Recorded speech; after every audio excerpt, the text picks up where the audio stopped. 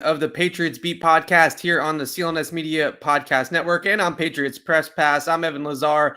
Alongside with me is Alex Barth, as always, and hopefully my voice makes it through the rest of this show because I can already tell that it is about to go after 3 straight days of being on air for both of us. It seems Hopefully I make it through this show.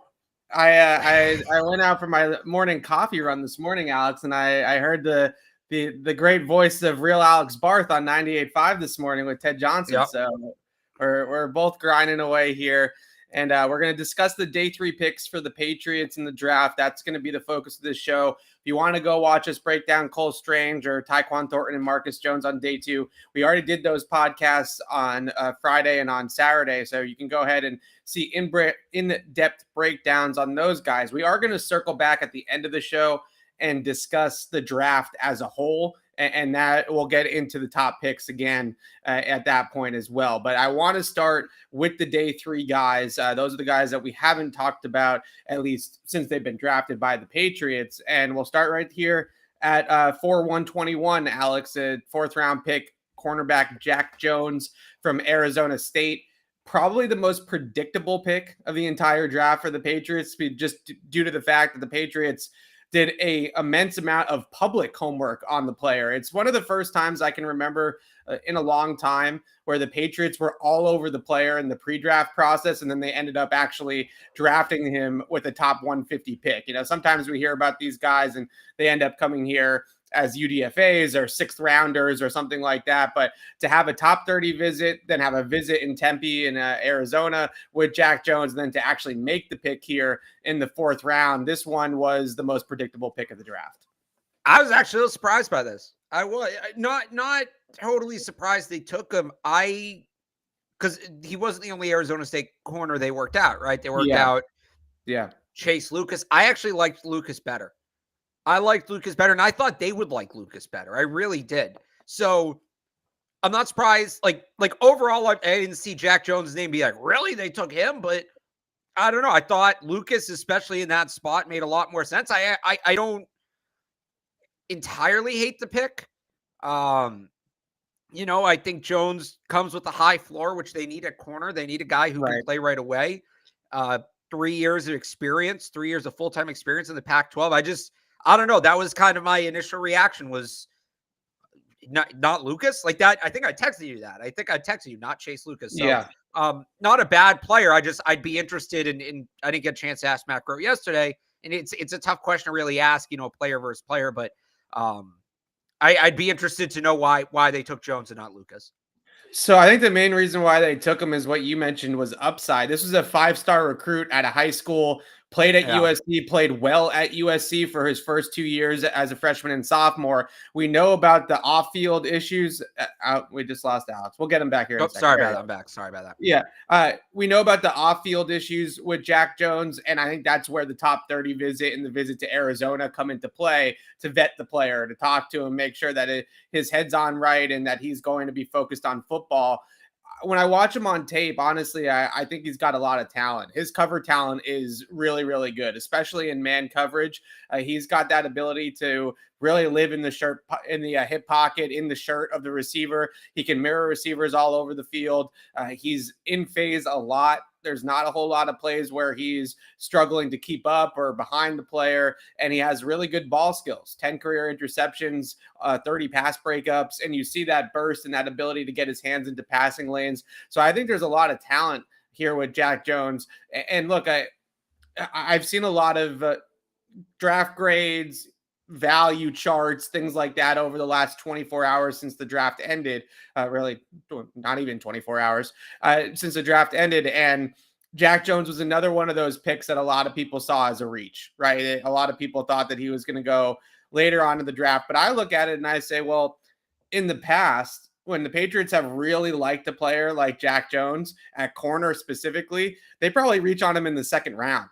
Right. Yeah. So at least they waited to 121 to make the pick that they were probably going to make the whole draft. Right. This was their guy to play outside corner in this draft, and they went and got him. I think that he's got some really good coverage skills, especially in man, like I said. And I'm getting to be okay with this one. I think this is a pretty solid player in terms of talent. I like Chase Lucas a little bit as well, but I think that they view Jack Jones as a guy that has starter level upside, and I'm not sure if Chase Lucas will ever get there. So I think with Jones, the thing with Jones, you look at, if you want to hang your hat on this pick, is they have a history. One of the things I think they like to target are highly, and not I think, like I know there's a tendency of this, it's in the books. They like to target highly ranked high school recruits who, for one reason or another, don't pan out in college. And I think they basically like to bring these guys in and say, well, what was there in high school that for whatever reason, that potential, why wasn't it tapped into in college? Can we tap into it? JC Jackson was that guy. Yeah. In terms of background, this is actually very, very similar player where JC Jackson was at Florida. He got in some legal trouble. He ended up transferring out of Florida, ended up at Maryland, went undrafted. And then they took him. But JC Jackson, I don't remember by the time recruiting day came around, he was number one, but for a solid chunk of his senior season in high school, he's the number one recruit in his class. Yeah. And Jack Jones I don't think he was number one, but again, it's the same thing where he's a 5-star recruit. And obviously that potential wasn't recognized at USC and then Arizona State, but the Patriots see that and say, well, there's something here. There's clearly something here. Can we tap into maybe what that detour, the year off JUCO, that might have like put him off the track? Can we put him back on the track? I think that's the thought process here. Again, and I feel this way with a lot of the picks they made throughout the 3 days. The NFL draft's about adding good players. They added good players. The questions for me are more about the guys they didn't add. You know, somebody in the chat brought up Khalil Shakir. I look at this point in the draft, whether it's Jalen Amore Davis, whether it's Zion McCollum, whether it's Tariq Woolen, right? To me, it's about, you know, there's going to be this draft has the potential to have a lot of revisionist history. I think Jack Jones can play. It's just, did they take, I think they took a guy. It's just, did they take the right guy? Yeah, we're going to be playing that game, I think, with this draft, like you said, for pretty much every pick that they made. I would say with Cole Strange, it's not necessarily comparing him to players at his position. It's just comparing him to players that went in that range. Daxton Hill is going to be the one. Right. Daxton Hill went after him. Quay Walker went a pick after the Patriots' original pick. Trent McDuffie went with the pick the Patriots traded to Kansas City. Kyer Elam went to Buffalo a few picks after Quay Walker. So those are going to be the guys that you're going to say, okay, well, you had in this 10-pick range, we had all this defensive talent and we took the guard. It's not so much about Cole Strange. It's not so much even about the guard position. It's just really more about who they could have taken. With Tyquan Thornton in the second round, Sky Moore, George Pickens, Alec Pierce, they all went in that 10 to 15 pick range. So we'll see. It's going to, for better or worse, that's what these guys are up against. They're up against comparing the guys that at their position specifically, in most cases, the guys that went around them and the guys that were clustered around them on the board. All right, let's move on to the running back that the Patriots selected in the fourth round, 127, Pierre Strong from South Dakota State. This is one of my favorite picks of the entire draft. Love this pick. Pierre Strong. Wait, hang on. We need to stop here for a second. Here we go. The running back was one of your favorite picks of the entire draft. I'm so proud of you, Evan. Look how far you've come. Look at this. That tells you how I feel about the draft as a whole. When the running back is my favorite pick of the draft, that's how you can tell that I'm lukewarm, to say the least, on what they did over the last 3 days. But Pierre Strong, nevertheless, what I love so much about this pick is, well, it's two things. One, I love that they focused and they actually, what's the word? They held true to what they said when they said that they wanted speed, right? They said they wanted to get faster. They said they wanted to get more explosive. And here they come in with a 4.37 running back with 10 touchdowns of 50+ yards on his tape at South Dakota State. That 9.34 RAS score too. Yeah. 15 carries of 30+ yards last year. 811 yards after contact. This is a guy that breaks tackles and then hits home runs, right? And that's something that I think that Damian Harris and Ramondre Stevenson might not necessarily have in their bag. Those guys are great running backs. They're great slashers, I would say. They can break off 15, 20-yard runs, and they're very, very good runners. Don't get me wrong. but Pierre Strong is a true home run threat with the football. And that is not something that they had in that running back room. So I really like this pick for the Patriots. I also wouldn't he only had 62 catches throughout his career at South Dakota State. I wouldn't completely write him off as a pass catcher by any means, though. I think this guy's got so much physical talent that he will develop as a pass catcher. And he did show some flashes at the Shrine Bowl of being able to catch the football and run routes and things like that. So I think that they're viewing Pierre Strong in my mind as more of a do-it-all back, and somebody like he's going to be better or have a higher upside, but just off maybe Dion Lewis, Rex Burkhead, like those types of guys are the role that I think they have in mind for this kid, not Sony Michel, where we're just going to put him on the field on first down and have him run on 1st and 10. Yeah, I faster Rex Burkhead is kind of the comp I've made for him. I love the pick too. A lot of people were wondering, I don't know why. A lot of people are saying they don't need a running back. They absolutely needed a running back. We've been mocking running backs to them. Not that we got the right one, but we've been mocking running backs to them. Big Board did though. Oh yeah, of course. We've been mocking running backs to them for months, right? I mean, we've been talking about them drafting a running back on day 3 for 12 weeks on this program. Yeah. And look, we'll get into some of this when we talk about Kevin Harris too. Not every running back does the same things. They have multiple needs at the running back position. It's the early down and the pass catching back. Strong can probably do both, but you need realistically 4 or 5 running backs to get through a season. Yeah. We've seen it kill them a couple of times, multiple years. We've seen it kill them not having enough backs. They have really 2 definite NFL running backs on the roster right now in Harris and Stevenson. James White, no disrespect to him, he's coming off a serious hip injury. We don't know where he's at. Yeah, Mike Reese actually wrote about James White this morning on his notes column, and he said that he's still got a ways to go to come back from hip surgery. I don't, when I say they have 2 NFL backs, James White is obviously an NFL talent. He's one of the most underrated players in the league. We don't know that he's going to be ready to play to start the season. We don't even know if he's going to be back to the same guy that he was pre-injury. That's one of those injuries, Doc Jess Dede does a great job with injuries in sports in Boston specifically. And she said at the time when he'd had the injury and the official injury was announced as the hip subflexion, that some guys at that age, especially, they're never the same after that. And I hope that's not the case with James White, but the Patriots as an organization have to plan in advance that might not be the case. So you have Harrison Stevenson, who are legit, but neither one. I think they both can be pass catchers. The Patriots just don't use them like that. Yeah. But you have James White, who you don't know. I'm not counting on JJ Taylor for anything. I know we bulked up, and that's great. He hasn't made any headway in 2 years. And then Divine Onzigbo is a practice squad guy. Right. So you need 4 or 5 backs to get through the year. They had 2. They absolutely needed at least 1 back. I think Pierre Strong can do it. I'm not writing off as a pass catcher either. You mentioned that the numbers aren't necessarily there. Well, South Dakota State doesn't throw the ball a ton in general. I'm not sure if the opportunities were there for him to build the numbers, but I think he has the skills needed to be a pass catching back. He sees the field well. He's got good footwork. I think he's big enough to be a blocker too. He's 5'11", 202. That's enough to get the job done in pass pro. They'll coach him up there. So I really like this pick. I really do. I think he's the kind of guy who's going to contribute in their offense for a long time. One of my favorite picks of the draft, probably my favorite pick on day 3. I still really like the Marcus Jones pick. I really like the Tyquan Thornton pick too, but again, they got speed.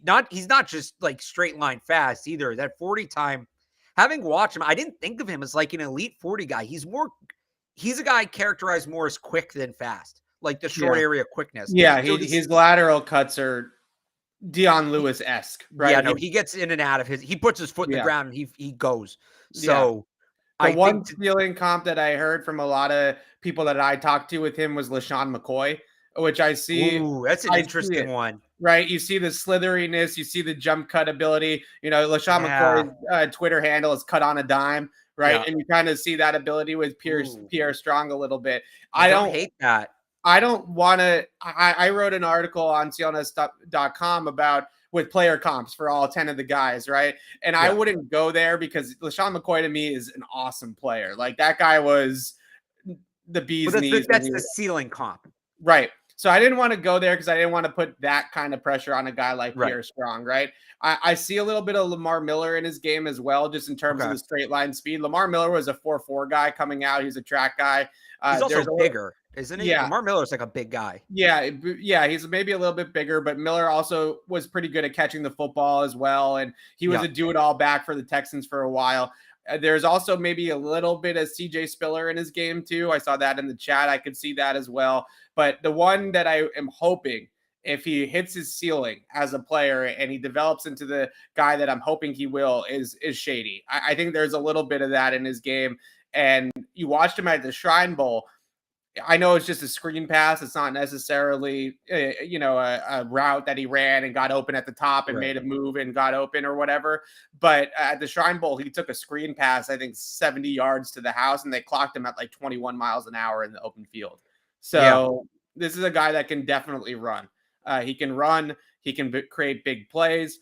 And now they've got two guys in Thornton and Pierre Strong that they put those guys on the field. They now have some real speed, not like, oh, Kendrick Bourne's fast for a guy that runs 4.55, right? Like we're talking about some guys that ran track and some guys that could maybe be on the U.S. Olympic team in another life. So that's something that I think that Patriots fans should be really excited about. Yeah, no, again, I mean, I'll stick with my faster Rex Burkhead comp for where he is right now, but this was a good pick, and we'll get to the other running back in a little bit, but this was a good pick. Yeah, I agree with you. This is my favorite pick. Like I said, I know you're giving me a hard time about the running back being my favorite pick, but next you're going to tell me the punter was your favorite UDFA. No, but the guys. I know he's not. I know who your favorite. I know who your favorite UDFA was. But I got to stay true to, the Patriots stayed true to their board, right, Alex? I got to stay true to my board and what I watched out of these guys beforehand. And Pierre Strong was easily one of my favorite running backs that they could have drafted outside of the top 100. And on my board, this is exactly where he should have been drafted by the Patriots too. So one of the best value picks in terms of lining up where he should have gone and where he did go. It's exact. 4th round, Pierre Strong. That was exactly what I was hoping to see from them. Okay. The next one here, 137. I 110% understand why the Patriots want to keep the quarterback room stacked. I understand why they want depth at quarterback. I understand that they've done this in the past. 10 quarterbacks drafted when Tom Brady was on the roster. A handful of those were guys before Brady became 40 years old and was starting to age. And we're not just talking about Jared Stidhams and stuff like that. We're talking about majority were top 150 picks. Yeah, going back a ways, Rohan Davey, Kevin O'Connell, guys like that, Ryan Mallett. Those players were all drafted high too.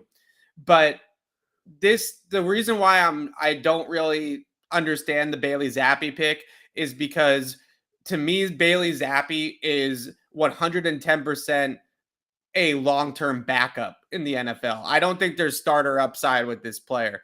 And I'm not saying the Patriots need a starting quarterback, but if you're going to draft a quarterback in the 4th round, I at least want him to potentially have that in his bag, right? Because eventually he could become a trade asset, just like Jimmy Garoppolo was, just like Jacoby Brissett was. And when he gets to the end of his rookie contract and Mac is making Pro Bowls like we all hope he is, then I don't know if long-term backup, whereas where I compared him to Nick Mullins, I kind of feel like they sort of see it as he could be our next Brian Hoyer. He could be our backup to Mac Jones for the next 20 years, right? And that's valuable. I get that. But in the 4th round, I felt like they could have gone in a different direction. I thought there was just too much talent still on the board, especially on defense, where they still could have added a guy that could have made an impact as a rookie or in his 2nd year on the defensive side of the ball and actually played. Or you hope that Bailey Zappi never has to play, right? That's right. The point. So I agree with you in that I like the pick. I like Bailey Zappi. I've been on record as liking Bailey Zappi. My question is Khalil Shakir, Zion McCollum, Tariq Woolen. Like, is there a better direction they could have gone? That being said, they take quarterbacks in the 150. This is what they do. They either take guys in the top 150 or they sign guys undrafted. They're not really interested in doing late day 3 quarterbacks historically. This was as late as they were going to take a quarterback. I think Zappi has as much starter upside as any quarterback that was on the board at that point, short of maybe Carson Strong, who is Just wild, like floor ceiling disparity, right? I don't know that Carson Strong could end up being a good starter. He also could end up failing out of league in 2 years. Right. Zappy's going to be a good, like everybody, Sam Howell. Sam Howell's not good. I don't know why he was ever considered to be the first overall pick. Because he was surrounded by so much damn talent. I know why. You got to stop with the ranking. The only reason people thought Sam Howell should go over Bailey Zappi is because that's what the expert ranking said. Yeah. Sam Howell, anybody who watched college football, anybody who watched UNC, they lost all that talent. Sam Howell fell off, and every single time UNC was in a close game this year, Howell lost them the game. Pick, fumble, bad pass, whatever. Sam Howell wasn't the guy. It was Bailey Zappi, Carson Strong, Caleb Ellaby. Those were the only three guys I was interested in. The reason I think so here's one school. Here's two schools of thought with your backup quarterback. You either want a guy who is a carbon copy of your starter, or you want a guy who's a complete opposite to help on the scout team and maybe be like a package guy, right? Like Taysom Hill. Right. Bailey, and they have the opposite action now in Derek King, but Bailey Zappi is, I call Caleb Ellaby Mac Jones. Bailey Zappi is CUSA Mac Jones. That's what he is. Doesn't have the monster arm, but he's very accurate. He knows what he's looking at. He's very poised. Remember when we were all surprised when we found out Mac sort of had that little bit of swagger to him? Bailey Zappi's kind of got that thing going on too, where you can tell he has fun playing the game. The pro comp for him has been Chase Daniel. I think that's spot on. You need a good backup quarterback. They got one. Should they have gone with the slot receiver corner? We can have that conversation. Bailey Zappi is a player. If they were going to take a quarterback in that spot, is the right pick. I wanted nothing to do with Sam Howell. I want nothing to do with Skylar Thompson. People are mad the Patriots took players who were too old. Skylar Thompson's like 27. For 7 years. Bailey Zappi was the pick. Yeah, I don't have any problem with Bailey Zappi in the 4th round. Like, that's where he was supposed to go. That's where he was the best quarterback left on the board. But to me, Caleb Ellaby ended up going to the Seahawks as a UDFA. He didn't even get drafted. So the value that I see there with just picking up a guy like Caleb Ellaby in the 7th round, or picking him up as a UDFA or something like that, versus using a top 140 pick on a quarterback, I don't know. They never addressed linebacker. They never got faster in the front 7 in this draft. I know that they're hoping Cam McGrone and Raekwon McMillan and the holdovers from last year will end up infusing that speed and that youth into that position. I get that. But I just felt like it wasn't where they needed to go at that point of the draft. I see the value in a backup quarterback. I see the value in a guy like Bailey Zappi. When I see him on tape, what I like about him is obviously the accuracy is there. 70% completion rate. You don't just complete 70% of your passes in a pretty good conference in the CUSA without being accurate. But the timing and the rhythm and the anticipation that he puts on the ball and the touch that he puts on the ball that's Patriot-like, right? Like, there's a lot of throws on his tape. I pulled one and I put it in my post where it's actually an RPO, but they pull the guard in a power RPO concept. He keeps up the football and he throws it with anticipation on the other side of the linebacker and hits his receiver in stride for a big play. Like, those are the types of throws that he makes that you say, okay, that's very Patriot-like. The timing, the rhythm, the accuracy, all that sort of thing is what they look for in the passing game. So I like the player. It's kind of like Cole Strange. Like, I like the player. I just don't know if they needed to take him there, right? There's a couple of those picks. It's and ultimately, and here's why ultimately I like the class. At the end of the day, the NFL draft is about adding good football players to your team. It's a cliche, but it's true. Yeah. They added good football players to their team. There's like 2 picks I think I really ultimately second guessed of the 10. The rest of them, I see why they made them. They're good players. Could they have added better players? That's going to be the question. I will say, though, on Zappi, and a lot of people, a small school quarterback, what are you doing? This is a theme actually with all of their I don't know about Sam, not Sam. Who's Sam the Roberts. defensive end they took? Yeah. Sam Roberts is different because he didn't play any FBS competition, but they're 3 non-FBS guys. There's no stats on Cole Strange. You can probably talk about it. Cole Strange was very good against Kentucky. When Cole Strange played an FBS opponent, he came up big. Pierre Strong had one game against an FBS opponent this year, Colorado State, had 13 carries for 138 yards and 2 scores. He played one of his best games of the year against an FBS opponent. Bailey Zappi against FBS opponents at Army, 28 of 40, 70%, 435 yards, 3 touchdowns, 1 pick. The next week against Indiana, 31 of 44, 70.5 completion percentage, 365 yards, 3 touchdowns, no picks. At Michigan State, this was a ranked Spartans team. They weren't ranked at the time. They were ranked later in the year. At Michigan State, they put the game on his shoulders. 46 of 64, completed 72% of his passes, 488 yards, 3 touchdowns, no picks. And then I'll give you one more. It's not a Power 5 team, but Evan, Appalachian State had a top 15 pass defense in college football this year. Top 15 pass defense in all of FBS. Bailey Zappi against App State in the bowl game, in which he didn't play for most of the fourth quarter because it was a blowout. So let me rephrase it. Bailey Zappi in basically 3 quarters against one of the best pass defenses in the country. 33 of 47, 70%, 422 yards, 6 touchdowns, no picks. Yeah. When he's had elite opponents. Well, I shouldn't say good player. He's a productive player.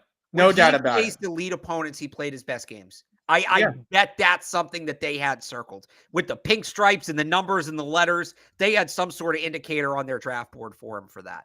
Well, Matt Gross said it when we spoke to him last night. You would turn on the tape with Bailey Zappi. It's a lot of touchdowns. It's a lot of completions, right? It's hard not to like the kid when you see how many completions he has. Brian Hoyer's 36 years old, going on 37. Jared Stidham's in a contract year, and there's no reason to re-sign Jared Stidham past this season. Look, I think I think somebody just asked this in the chat. It's a good question. I think right now Bailey Zappi's a better quarterback than Jared Stidham. Yeah, I think that might be fair. The one last thing I'll say about Zappi, then we're going to move on, is his throwing motion's a little bit unorthodox. I don't know if they'll tweak with it or if they'll just be like, this works for you, so we're going to let it go. But his release timing and his motion in general, when you watch him on tape, it's a little funky, right? So I don't know if they'll play with it or not. The ball comes out quickly because he makes good decisions and quick decisions, and he can read the defense fast. So it doesn't necessarily hinder him a ton, but I think it will be a factor more in the NFL than it was in college, because that extra 1/10 of a second in the NFL matters, right? So we'll see if they do something with the throwing motion. All right. Anyways, by the way, shout out to all the people in the chat saying I'm carrying the team water for pumping up Zappi, as if I haven't been doing that since October. I love the kid. He's so fun to watch. It's as simple as that. Yeah, Alex has been telling me about, you watch Bailey Zappi. Oh, Bailey Zappi. You gotta, I'm gonna stay up and watch Bailey Zappi tomorrow night. Can't wait. So yeah, I knew he was gonna be all over this one. All right. Kevin Harris, 183 in the 6th round. Another running back. I know everybody's, why another running back? Let's all go crazy, right? But when I watched him, I mean, power back, right? First and second down back. Very different from Pierre Strong. Not a speed guy. This is a very little overlap. Yeah, but has really, really good power and is really hard to bring down. He's a Mack truck with the football in his hands. I also would have probably been a fine if they never took another running back, right? I mean, it is what it is. But they clearly look at it and say that Harris is our early down projection. Pierre Strong is sort of our do-it-all receiving projection, and that's why they went Harris here later in the draft. Yeah, I agree. Like I said before, why do they need so many running backs? Well, there's different positions within running back. This is true at a lot of positions. Wide receiver is slot and outside. Corner is slot and outside. Safety is deep in box, right? Running back early down, pass catching back. So not a ton of overlap. 2 different players. I am a little concerned with Harris in that. So I like his size. 5'11", 220 as a power back is great. But he did have a back injury last year. He underwent back surgery before the season. His numbers took a dip. He was great in 2020. Led the SC in rushing in 2020. Has the back injury. His numbers took a dip. And it's nothing against him personally. Just in general, the concept of power back with a back injury is a little worrying. Now, worried about back injuries. That's why Rob Gronkowski fell to the Patriots. That worked out fine. That doesn't mean Kevin Harris is going to be Rob Gronkowski. That gave me pause a little bit. That You're asking this guy to run to contact, and he likes to run to contact. He's doing that with a bad back. How durable is he going to be in the NFL? Yeah, we liked Hassan And he could very well be a redshirt guy. Yeah, I think so, 100%. We liked Hassan Haskins from Michigan a lot. Hassan Haskins went a lot earlier than this. Yeah, I remember he went right after the Patriots took Pierre Strong. So Kevin Harris, my guess is that they had both of those guys in that early down back on their board in that mold. And when Haskins went, they decided to scoop up Harris here in the 6th round. There are definitely some runs on tape where he's got guys hanging all over him. He's running through arm tackles. Guys not even making business decisions, not even interested in trying to tackle him in the open field. So there is some things to be excited about. My comparison was Ben Jarvis Green Ellis. I feel like he's, well, just because he doesn't fumble. One fumble that matters. That matters to them, right? I mean, one fumble, 500 something carries. Yeah. So that's going to matter. He's going to take care of the football. He's going to get what's blocked. He's going to finish runs with good power. He's not going to jump cut out of a tackle, bounce it outside, and run it for 30 yards like Pierre Strong has the chance to do. He's going to just get what's there and not just go down, but be able to push the pile for an extra yard or two and go down, right? And when you're projecting that you have a good offensive line and you're projecting that you have a good run game in general, those types of backs can be productive. Ben Jarvis Green Ellis, I think, had a 1,000-yard season with the Patriots in the early 2010s, if I'm not mistaken. So those types of backs that aren't dynamic, that aren't necessarily the quickest or the fastest, but just understand what's in front of them and understand how to get the yards that are there, they can be productive in an offense like the Patriots that does most of the dirty work for them with the offensive line. So there you go. Kevin Harris. On to the next one here, 6-200, the 200th pick in the draft, the one after the Brady pick. Sam Roberts here. Which, by the way, Cade Mays went with the Brady pick, which I love. Oh, there we go. Sam Roberts from D2, Northwest Missouri State. Definitely not on my radar. Had to look this kid up and figure out what was going on with him. Really interesting background, though. Cliff Harris Award winner, which is a non-Division I Defensive Player of the Year. Kyle Duggar won it a couple years ago as well, and the Patriots drafted him. So somebody that absolutely dominated the level of competition. And I think that that's something that maybe they look at a little bit differently than other teams, clearly, because, they took a guy in the first round with Chattanooga, right? FCS school. So what do you think about Sam Roberts? I mean, this is really kind of a throw it out there and see what happens, right? Yeah, this is what you do on day 3. You take guys who are maybe project players or, gonna you don't know, they're super raw, but they could turn into something. 6'5", 292 long arms. Like, he's got the build.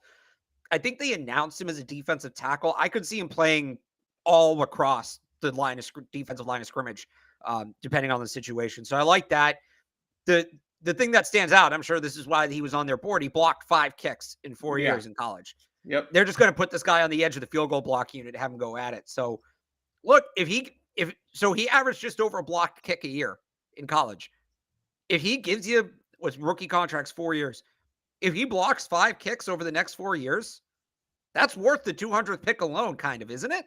Right. Yeah. So I look, he might be nothing. I don't know. Like, he's so far away. He's a total project player, but I like the mold. I like the mold. I think that they've got a good player to work with. We'll see how they can coach him up. Again, the size, the long arms, the motor. He's got all the uncoachables. So let's see what they can turn him into. Yeah, I like the block kicks. Macro mentioned this too. If you're going to make the team as a 6th round pick, you're going to have to play in the kicking game, right? You're going to have to play on 4th down. You're going to have to contribute on special teams. And this kid has a knack for doing that. He also has a knack for really being able to 2-gap. He's got long arms. He's 6'5", and you see him be able to throw his hands, really good leverage, get off the block and make a tackle at the line of scrimmage or behind the line of scrimmage. Has really that ability as a 3-4 end to be a 2-gapper. Right. And that's what they're looking for there. I think the comp that I used was Dietrich Wise, but with more run power versus the pass rush ability.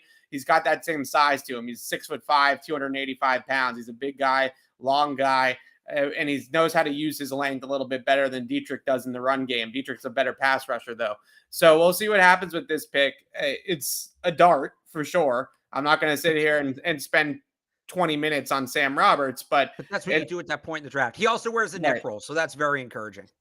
And he's okay, let me fan out for a second. He grew up a Patriots fan. There's all those tweets of him like shit talking Chiefs fans and stuff. That's kind of awesome. That's pretty cool. I'm not saying it's why they drafted him or it's justification for drafting him, but let's just kind of think about that for a minute. That's pretty freaking cool. Yeah, fair enough. All right, let's move on here to one of my favorite picks of the draft. Honestly, I put this in right behind Pierre Strong as my favorite pick of the draft. Chasen Hines from LSU with pick 210. This is exactly what I think teams should do all the time in the 6th round of the draft or later on day 3. This is a player in Hines who is easily a 3rd or 4th rounder if he's not injured at LSU all the time, right? He dealt with a couple of injuries. It knocked him down the board here. But when you watch him on tape, this is an absolutely explosive blocker, a guy that really can bring it in the run game and has that ability to pull, to get out in front of screen passes. I mean, there are a ton of pancakes. He's stacking pancakes on that tape when he's out there. Very, very explosive. I know he's kind of built like Michael Onwenu, but when I watch him play, and Brandon Thorne used the same comp, when you watch him play, Shaq Mason is, I think, more the playing style that you see with him. Obviously, an absolute ceiling comp there that he turns into Shaq Mason, but as a puller, as a blocker on the move, as a guy that can move his feet, connect, and then really have some sturdy blows with his blocking. I really like Hines. I think he's going to be one of those 6th round finds for the Patriots. And he's got some versatility on the inside too. Yeah. I think the Shaq Mason, and he told us actually after he got picked when we were talking to him that Shaq Mason is somebody he watched a lot when he was in high school and early on in college to try to model his game after. So that kind of tracks. I don't hate the Michael Onwenu comp though, in terms of like where Onwenu was coming out, right? Not Michael Onwenu now, but where Michael Onwenu was when he came out of Michigan versus where Hines is now. I think that kind of lines up. Like Onwenu, he was probably playing a little too heavy in college and he's lost some weight and that's going to help his mobility. Yeah. He could be in the mix. He could be in the mix, especially if they end up like if Trent Brown, Isaiah Wynn can't play 17 games. If they need to move Michael Onwenu out to tackle again, I think Hines could be in the mix at guard. I really do at right guard. So I like this pick. This is, to me, textbook Patriots late day 3 lineman pick. Yeah. Good size, good motor, good football IQ. He just needs his technique to be shored up. They'll coach him up. Like that's what they do on day 3. And you could say the same thing about Stuber too, kind of. This is what they do on day 3. Like Chasen Hines. I wrote this before they took him. I wrote this when they were at the LSU Pro Day. Textbook late day 3 Patriots offensive line pick. Yeah, I think the other good thing about Hines, and I don't really think that it's so much that the kid can't play or the kid has technique issues. He just had weight issues and injury issues at LSU. And if you get him in the program and you keep his weight down and you keep him motivated and you keep him on the field, then I don't really see any reason why he can't develop into a starter down the line for them on the line. And in a lot of ways, and we'll talk about the big picture here in a second. We got one more to go, but this is exactly why I just keep on coming back to Cole Strange. Like, this is a guy in the 6th round that I think can project down the road into a starting guard as long as they keep his head on right and they keep his weight down. And this is why a 1st round guard just bugs me so much, but we'll get to that in a second. Andrew Stuber in the 7th round at 245. I think we might have had a mock with him in there. My very first mock draft had Andrew Stuber in the 6th round to the Patriots. Just another one of those. You mentioned that Hines is kind of like a perfect day 3 Patriots offensive line pick. Stuber is the same thing at Michigan. Their whole motto was run the damn ball, right? They're a run first downhill scheme at Michigan. He's a power blocker. He's nearly 6'7". He's 325 pounds. They are big. He's a big dude, and he can power and he can run block. And some of the issues that he has with getting the corner turned on him and inability to really get out to pass rushers and cut off the corner on pass rushers, especially guys that line up at like wide 9 or 7 technique. Those issues the Patriots have worked out in the past, right? They've had slower footed tackles at right tackle specifically in the past, like Marcus Cannon, like Mike Onwenu, and they coach around it. They scheme around it. They give them some help. They put the tight end over there, whatever the case may be, and they get away with it. And Stuber can still come downhill and run block with the best of them. Yeah, and he can play all 4 spots. Yeah, he's a little tall for guard, but some people think that maybe he can play some guard just because of the power.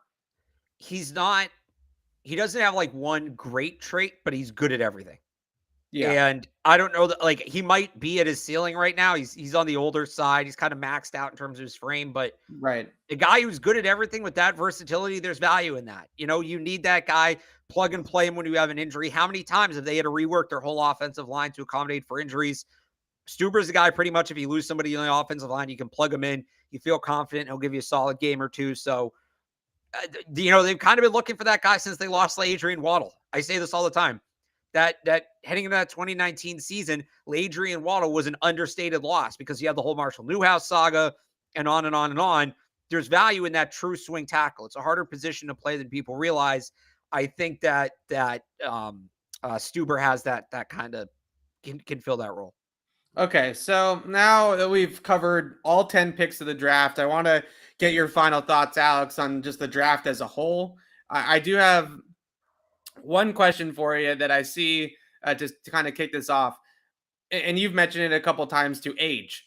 Age has been a big point that people have made, that the Patriots draft certainly skews a little bit older. Now, I'm not as caught up on age as a lot of other people are. I think the one thing that you really have to remember is a lot of these guys had to transfer. A lot of these guys dealt with the COVID season and had an extra year of eligibility. So in general, across the board, the entire draft was old, right? Yeah. So, I think we're getting a little bit caught up in this guy's 23, that guy's 24. Everybody is 23 in this draft. There's not a whole lot of 20-year-old rookies in the 2022 class, excuse me. So I think that that's a really important point that's getting missed in this age discussion, is the guy they probably could have drafted instead of the guy that they ended up drafting, the guy you wanted instead of the guy they ended up drafting. That guy's probably 23, 24 years old too. So right. I want to make sure that point is out there, but how much of a factor do you think that it is, or how much do you care that some of these guys are a little bit older? I think you worry about it more on the offensive line, just because those guys are retiring so young now. Some guys are retiring at 29, 30 years old. So, you know, how long is Cole Strange really going to be in the NFL? That to me is the biggest concern about that pick. And that's a reason I think why they had him lower. If it's something the Patriots don't care about, then it makes sense to take him in the first round. I think if he was younger, there is a case to be made that he's maybe not a late first round pick, but early to mid second. And then they, on the consensus board, you reach 10 picks at the end of the first round for the 5th-year option. That's not that big of a deal. That's really not. You're not looking twice at that. It does become a meme. So with that, some of the other ones, Marcus Jones is 23. Thornton's the one young guy. I think Thornton's 21. But like you said, it was an older draft as a whole. They've hit on older picks in the past. Mac Jones was 23. Kyle Duggar was 24. Right. It just means they got to keep having good drafts. Sebastian Vollmer going back a ways was 25-year-old rookie. Right. I just meant recent history, but you gotta keep churning these out now, because these guys aren't necessarily like, are you going to give Cole Strange a second contract? If he plays under his 5th-year option, he'll be negotiating a second contract at 30 years old as an offensive guard. Right. So you got to keep the pipeline going. You got to keep I can't decide if it's high risk, high reward or lower. Like you get better players when you draft older players. It's just the reality of it. The guys are more physically developed, right? People develop until they're 23, 24, 25 years old. You draft somebody who's 21, not only is he going to grow technically as a football player, he's going to get bigger. He might get faster, stronger, whatever. You're getting guys who are maxed out right now, and there's value in that. The flip side of that is they're going to be gone sooner. So you got to keep the pipeline stocked. So I don't hate it. I don't like it or hate it. I think that there's arguments to be made both ways. They did it. I think that also maybe hints that Bill is seeing the light at the end of the tunnel. I think maybe there's a little bit that was what I was going to mention, was just right. And I hate getting into this, but it's a factor. Maybe he doesn't care about the 10-year projection. Maybe he cares about the 5-year projection. And Cole Strange is a better pick for the 5-year projection than a guy like Bernard Raymond, who's not going to play for a year or two. So that's, and and how often do they give guys second contracts? So I understand why they did it. I could go back and I'm kind of debating myself now on it. I could do this for hours. It's to use your phrase, it's a flavor thing. It's a flavor thing. How do you want to go about it? This is how they wanted to go about it. I think you kind of hit it there at the end of why I'm really don't care about this. The first one, 4 or 5 years down the line, I think he's 75, right? So we're really starting to talk about whether or not he's even going to be here. He's 70 right now. I'm saying 4 or 5 years. Okay. 74, 75. So I don't really think he's really thinking about is how old is Cole Strange going to be at the end of his rookie contract. I don't really think he cares. Right. The second thing that I'll say about it, in order for it to matter how old they're going to be on their second contract, you have to be saying to yourself that you're actually going to pay the guy on his second contract and he's actually going to be here beyond his rookie contract. And I hope that these guys pan out to the point where they want to pay them on their second deals. But let's face it, if Tyquan Thornton goes out there and has 3 seasons of 1,000-yard seasons and he's going to be a $25 million wide receiver, I hope that's definitely the case, right? But let's say he doesn't. Right. Let's say he hits the ceiling. That happens. Are the Patriots going to be the team that's going to give him the bag? So that to me is, I think, where the factor is in here. It's one, we'll worry about the second contract when we get there. Let's see if the kid's any good first. And 2, it's, Bill is in a window right now, right? And that I think is that they need to, they're addressing it. Really, they're seeing that light at the end of the tunnel. Okay, let's get your favorite pick of the draft. I think you might have already mentioned it. I mentioned mine's Pierre Strong, but I'll go with a different one. I want to give favorite picks of the draft. I want to give then a last put a bow on it and wrap it up here on the draft as a whole. But who's your favorite pick of the draft? We're not going to do UDFAs. And favorite UDFA as well. My favorite pick's Marcus Jones. I think he has the highest ceiling. I think he could be I haven't seen a lot of guys play slot corner the way he plays it. And that's really exciting to me. The concept of a ball hawking slot corner, especially the way the league is trending now with these Tyreek Hill kind of players, right? These speed slots. So I love that pick. I'm high on the Tyquan Thornton pick too. I'll say it. They reached a little bit. I don't care. All right, fine. All right, so go. Sorry, I spoiled yours. Go ahead. It's okay. My favorite pick is Tyquan. I really didn't think you would like Tyquan Thornton. I really didn't think you'd like him. I still need to see on the field that he's going to translate to the Patriots offense, right? That's my biggest concern with Tyquan Thornton is the limited route tree, the lack of ability at the top of the route. That is where I'm concerned of, okay, where is he fit? How do they turn him into more than Nelson Aguilar was last year? Or Philip Dorsett was, or Damiere Byrd was, right? They need to get more out of him than those players were in this Patriots offense. How do they get him there is going to be a big question. But I think that the other thing that I look at with Tyquan Thornton, first of all, the release at the line of scrimmage gets me giddy about him because the Patriots have not had somebody that explosive and that's had that ability to move laterally off of press coverage maybe ever, like that I've seen, at least with covering the team, right? They don't really have guys on their roster that can cross over guys at the line of scrimmage, get up the field and blow past people. Like that skill set doesn't really exist too much with the Patriots. So but the main reason, beyond his tape and beyond his evaluation, the main reason why I like Tyquan Thornton and I love the pick so much is they took a swing at wide receiver in the top 50. They took a chance on a guy that has some upside. They finally did it. Like, I think that the last couple of drafts, because they took N'Keal Harry in the first round, they stayed away from wide receiver as all this wide receiver talent entered the league. All these guys come in 2020 and 2021. They're stars. They're solid role players. They're starters. Even a guy that's not Jamar Chase, like a Deontay Johnson in Pittsburgh, right? Would have been a great fit here. These guys are all coming in, and the Patriots finally took a swing on one of these guys that's coming in. It's not the guy I necessarily would have taken. I would have been all over Sky Moore at that point of the draft.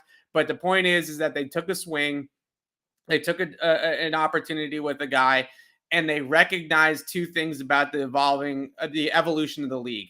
The first thing that they recognize is that you need wide receivers. You need to grab these guys. You need to take a chance on one of these guys in the draft. The second thing that they notice is that they need speed.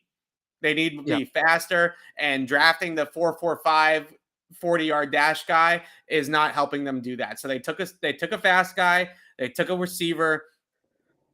Out of all the things that I can kind of wrap around my head with this draft in general, because I didn't love the draft to begin with, if they hit on Tyquan Thornton, then I think the rest of the draft is all gravy after that. And I think that's why I like the pick so much. I would say they have to hit on Thornton and Strange. Those are the two guys they really need to nail those picks. Yeah. Okay. You want to do the UDFAs? Favorite UDFA? Well, let's have a quick rundown of each of them. Okay. I can't give on just one. So, D'Eriq King, obviously very interesting. 6-year college player, record-setting high school quarterback in the state of Texas, transferred to Houston, was behind a couple guys on the depth chart, played wide receiver, was a decent wide receiver, became a quarterback, had one good year at quarterback, and then he's been hurt a ton. I think they turned him into a wideout. And a practice squad quarterback. He's a fun ball carrier. You got a thought on D'Eriq King? Or? Yeah, I think he's a wide receiver convert. I also think that while they're working with him on converting to wide receiver, that scout team quarterback might be a really valuable tool. I see D'Eriq King as a player that's probably going to be on the practice squad next season, and that I think is going to be valuable to them. They have to be able to have a guy on the practice squad, a quarterback that has a little bit of an arm like D'Eriq King does. He's got a huge arm. It's accuracy and all the other things that they have to be concerned about in terms of quarterback play. I think D'Eriq King, don't sleep on the fact that D'Eriq King can then go out there and mimic some of these athletic QBs that they're going to face on their schedule every single year. I think that's a nice little factor here, especially with the UDFA. Brendan Schooler, I do not know how I missed this guy. For all of my nonsense about Jared Bernhardt and Troy Anderson changing positions and Jordan Myers from Rice, Brendan Schooler was a wide receiver at Arizona for 4 years, transferred to Texas, started playing safety, 2-time Pac-12, all Pac-12 special teamer, ran a 4.41 40 at his combine. Evan, we talked a lot. They needed to restock the special teams unit. They lost Brandon King. They lost Brandon Bolden, Nate Ebner a couple years ago. Matthew Slater is going to be on the way out soon. This guy, this is a guy that's going to fill that role. This guy's going to come in. I said to somebody last night, I don't know if you saw the picture of what he looks like. Yeah. He's got like the long hair and like just the grizzly. Like this dude's going to cover the hell out of some kicks. Yeah, special teamer. Kind of Nate Ebner-ish, dare I say? Right? I think he's got a little bit of that in there. I think he's faster. I think he's more on the outside. Okay. I don't know that he's somewhere between a gunner and an interior player. I'm not exactly sure what his role will be. He might end up being a gunner. Really interesting one. LeBron Ray, Alabama, defensive lineman. Yes. What is he, 6'5"? Yeah, 6'5", 282. Can play all along the defensive line.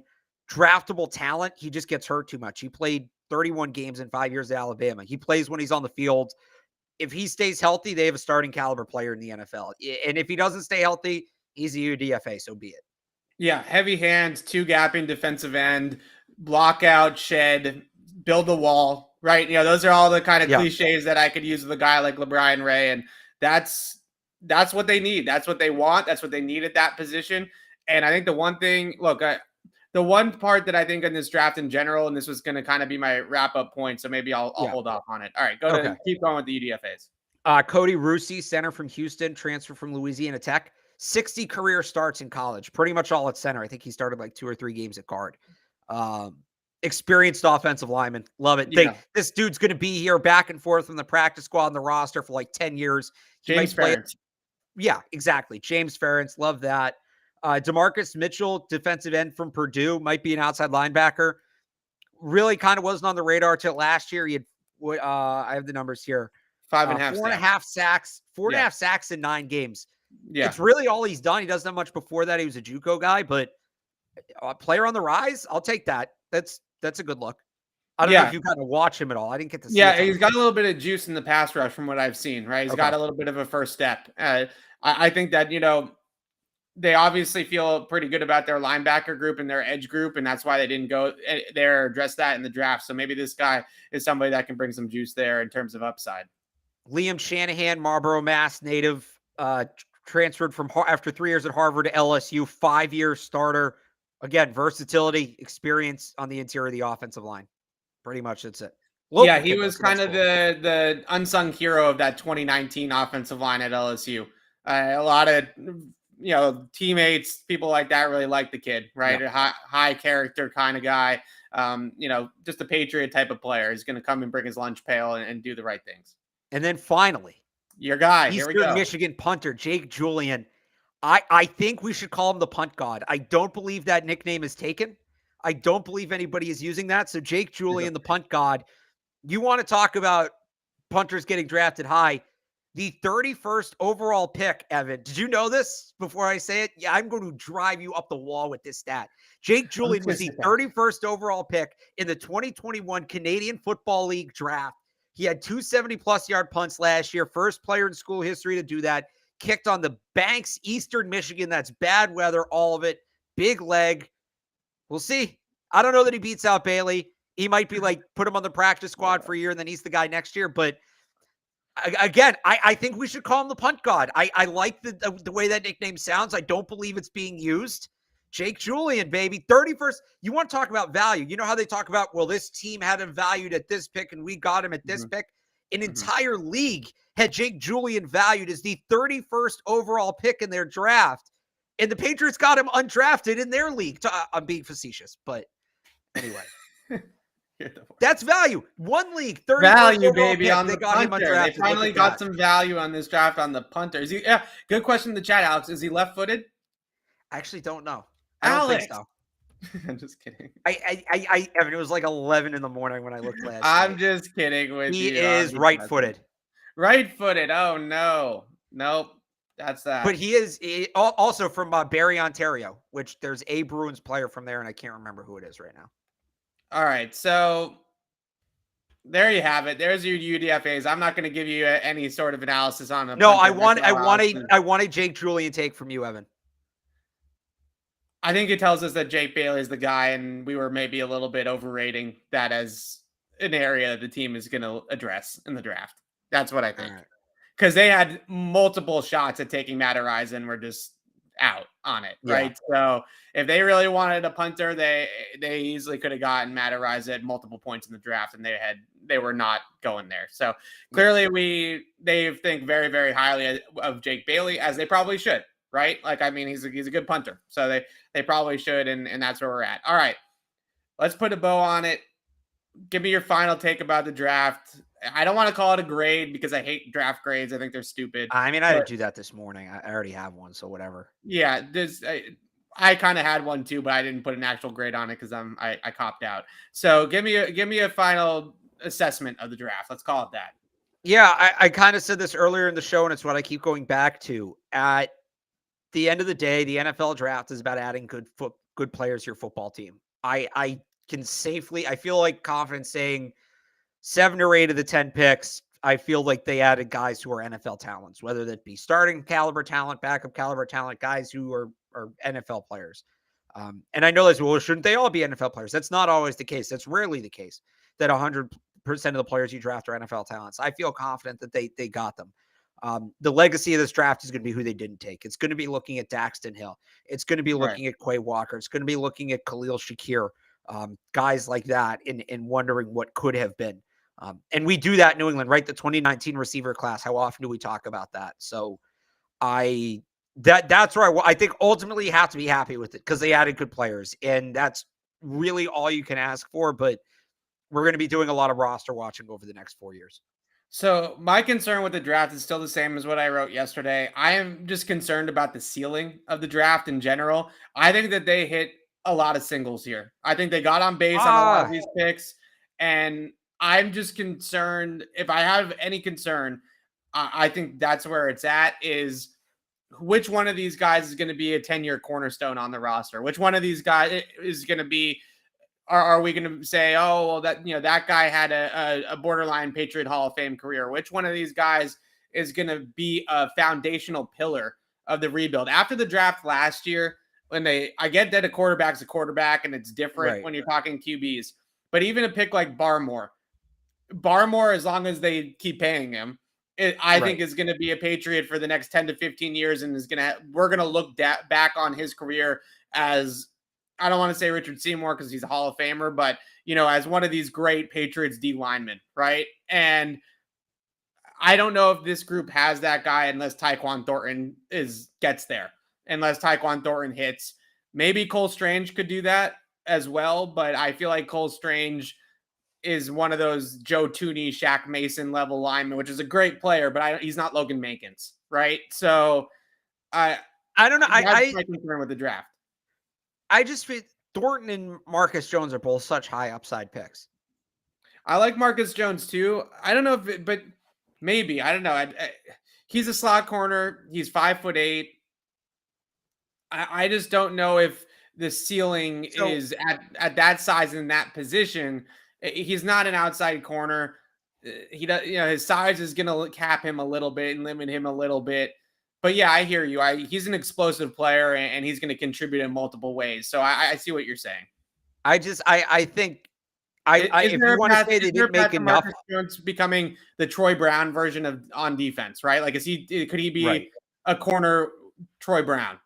So that's what I'm saying. Let's say he houses one kick a year and is their starting slot corner for 8 years. I'd call that foundational. All right. Well, fair enough. I just, again, I have some concerns about, I'm not even caught up necessarily in the value thing. I know everybody looks at, the picks are made at this point. It doesn't matter. Right. The consensus board had him here. The consensus board had it. That really doesn't matter. It doesn't matter at this point. It didn't even matter in the moment. I think we all overrated all of that to begin with. Yeah. So actually, let me give this as a walkaway. Remember last year after the draft, I said my big thing that I learned from that draft was that it's nature versus nurture. As much as we want to talk about, is this player good? Is this player bad? A lot of it's fit. Right. The lesson for this draft is F the boards. Yeah. All it takes, if 31 teams and everybody in the media and all the wannabe media, and if everybody in that group has a player as a 4th round grade, but one NFL GM thinks he's worth taking in the 1st round, then he's a 1st round player. All it takes is one team to value a player in the 1st round or anywhere on the board, right? It's not about the consensus. It's who of the 32 NFL GMs is the highest grade on him. That's ultimately what his value is. And I just think shout out to the one guy on NFLmockdraftdatabase.com who had Cole Strange going 28th in a mock draft. I think we may need to invite that guy on for a mock draft next year because he clearly has the right idea. But the boards don't mean anything. The boards don't mean anything. If one team values a player highly, then he's a highly valued player. So the market sets the value. The value does not set the market. Fair enough. One more thing, and I think I might have got that backwards. I don't know. Okay, Gordon Gecko. I've come around to most of the draft in general. I've kind of stomached it and whatever. I think the biggest thing I also mentioned that I feel a little bit weary about, they didn't get any better in the front 7 in this draft. They didn't even draft a front 7 player until the 6th round, and that was Sam Roberts, right? So they clearly feel really, really good. And I guess maybe this is a discussion that we can have in future shows, right? About the outlook of the roster now. They feel really, really good about their linebacker group, Cam McGraw and Raekwon McMillan coming back from injuries, giving guys like Uche a chance to play. I think they feel really good about that. But the point is, Perkins, Ronnie Perkins. The point is that they were 25th against the run last year, and their run defense didn't get any better, right? So that does concern me. The other thing is Jerod Mayo talked about, we got to get faster. We got to get more explosive on defense. They didn't really do that either, right? So they drafted Marcus Jones. Marcus Jones, explosive player. You could say they didn't do enough, but they did address it. I think Jerod was talking more about linebackers because he's a linebackers coach. And that's fair. So, that's fair. Yeah. Right. So that was the one thing I thought as well, that it was a little bit of a head scratcher. But overall, I am coming around to the draft. And at this point, we're at the point where we just got to say, look, the draft is what the draft is, and let's get these kids into camp and into the preseason, and let's see what they're made of, right? I mean, the Patriots are clearly high on a lot of these guys that they picked. Matt Groh really went to bat for Cole Strange and Tyquan Thornton on Friday night after the day 2 of the draft. He really pounded the table for those guys, and you saw some conviction with those picks. So we'll see what ends up happening. I'm willing to give them the benefit of the doubt and willing to see what these guys do. All right, we're T-minus an hour and 20 minutes until the Celtics. Alex, you have a real quick Celtics prediction for the people? Oh, I think the Chris Middleton injury ends up being a big deal. I'm going Celtics in 6. All right, Celtics in 6. I had Celtics in 7 last night on the end of the stream. John asked me this question as well, so I'll stick with Celtics in 7. But I also think Chris Middleton will end up being a big factor. But you can go ahead and check out team player here, Alex. You can go ahead and check out Celtics CLNS coverage with the Celtics guys, Celtics coverage on their YouTube channel over there. They do a fantastic job covering the team. They have streams just like we do here on Patriots Press Pass, recapping games right after the game and things like that. Garden Report, one of the best in the biz on post game. So go ahead and check out the Garden Report guys. Shout out Bobby Manning and the team over there. And they're going to have you covered for the Celtics playoff run in the Bucks Celtics series. So that's going to be a lot of fun. I'm going on Tuesday. So cross your fingers that the jinx is over, Alex, right? Oh no. Let me just say we wrap it up. This is 4 drafts now we've worked together. Yes. Going back to 2018. Are you about to get sentimental on me? No, it's been a pleasure. I just want to say we've done 4 drafts together. We missed 2020. I wasn't working at the time, but and a huge thank you to everybody who followed along both here, my 98.5 stuff. I love this time of year because it's so interactive. Y'all make it great. So I appreciate it. Yeah, here with that. We really appreciate everybody that watched us, that joined the mock draft shows, that joined all the preview shows for the draft and all that kind of stuff, and watched us on the streams here during the draft, Patriots beat, and also on the streams with the live pick takes and stuff like that. We really appreciate all of you for doing that. And yes, Alex, even working with you has been an honor, and it's been a pleasure. I'm glad that we still get to do this. Obviously Alex is full-time now at 98.5. So I'm glad that we still get to be able to do the podcast here with each other and still get to have takes. One day we're going to have our own radio show. That's what I'm saying. One day we're going to have, it's going to be the Barth and Lazar show here in Boston. So I really appreciate you still doing this with me. And I appreciate everybody still watching us and following along over the last 3 days. It's been a long 3 days, but it's over. And now we move on to mini camp and OTAs, end of the month. It's already May, right? May 1st today. So in a couple weeks, May 25th or 24th or 26th. Something like that. 26th. I'm totally off. 26th, we are going to go to the first OTA practice of the offseason for the Patriots. Mandatory mini camp is June 7th through the 9th, I want to say, or something like that, right? First week or early on in June. I remember that. June 7th through the 9th, I think is what it is.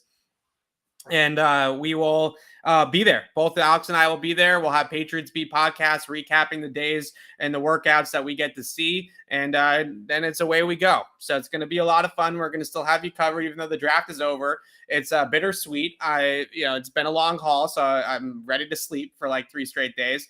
But it's also bittersweet because we love this time of year, and we are, now we got to start all over for 2023, right? That's the game. So thank you so much, everybody. Henry To'o, DeMarvion Overshown. There you go. 2023. Yeah, there you go. And thank you so much for everybody for watching. The numbers have been just blowing me away last couple of days, and we really appreciate it. And we'll see you guys next week. We're not going anywhere, so don't tune out on us. We'll see you guys next week, and thanks so much for following all of our draft coverage. And for Alex Barth, I'm Evan Lazar, and we'll see you guys on Tuesday.